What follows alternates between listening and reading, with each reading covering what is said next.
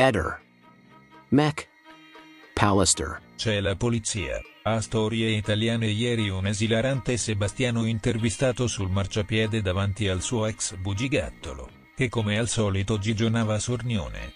Improvvisamente si raggela in viso e con sguardo vitreo fa: "C'è la polizia", sguardo nel vuoto, espressione persa, ripete: "C'è la polizia". Si percepisce perfettamente che sotto il cappellino da baseball, in quegli occhi sgranati sta scorrendo nella sua mente il suo film horror preferito. Due agenti che scendono dall'autopattuglia e lo ammanettano in diretta TV. Rimane sospeso in un vuoto pneumatico per alcuni interminabili secondi, distaccato dalla realtà che lo circonda, completamente attonito in attesa del destino ineluttabile che lo attende. Poi lentamente segue con lo sguardo il percorso dell'auto di pattuglia, gira leggermente il collo mentre la vettura prosegue oltre e se ne va. Pericolo scampato. La maschera inespressiva si ricompone immediatamente e riprende le consuete fattezze mefistofelike. L'argillo vecchietto tutto chiacchiere e distintivo, da ciclista più veloce del West, riappare ineffabile ed impercettibile come la pelle di un totano appena arpionato che cambia colore sotto gli occhi del pescatore, e così Sebastiano riprende indisturbato la consueta affettazione, ancora per un altro giorno.